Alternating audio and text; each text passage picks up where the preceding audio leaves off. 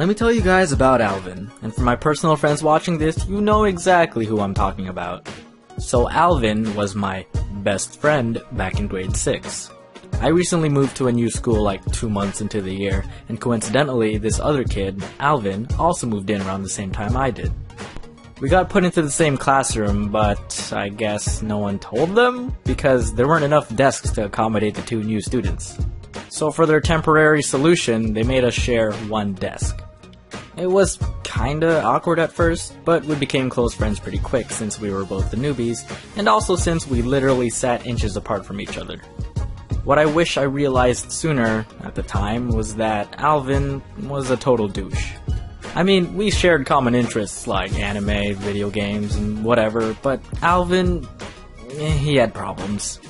He had a really sick and perverted sense of humor for his age, he had this chronic thirst for stealing, and he was uncomfortably really touchy-feely without realizing it. There was one time we had to do a project and needed to work in pairs. The assignment was to build a bridge structure out of pasta.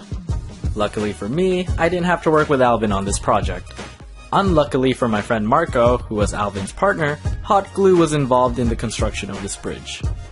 So on the day of submission, we all got to class with our bridges, and I see Marco with his arm bandaged. We're all like, dude, what happened?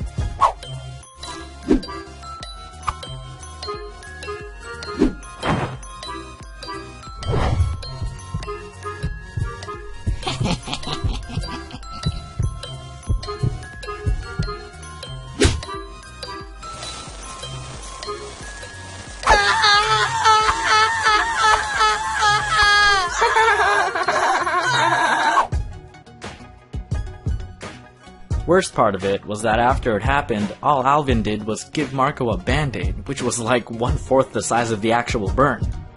And now Marco has a scar on his arm to remind him not to be around Alvin when hot glue is in the vicinity.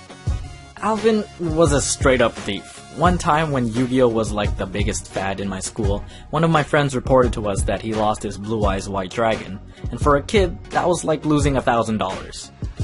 A couple of days later, Alvin invited me to hang out at his house. And what do I spot on a shelf in his living room? The Bude.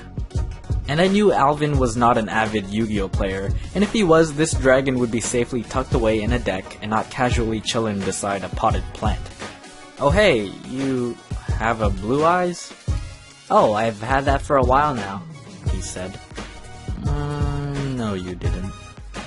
During our friendship, Alvin discovered my knack for art and saw that I drew pretty often and kept all of my drawings in a folder in my desk. He had shown repeated interest in said drawings and often asked to see them. One day in grade 7, in which we were in the same class again, some of my drawings went missing. There were really only a few suspects, but Alvin was the main one. On a later day, we had PE, and afterwards I noticed someone was missing in the change room. When the rest of us made our way back to the classroom, guess who was already there?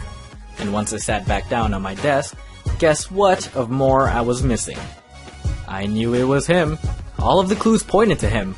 I never found those drawings again, but every bone in my skeletal system believed it was him.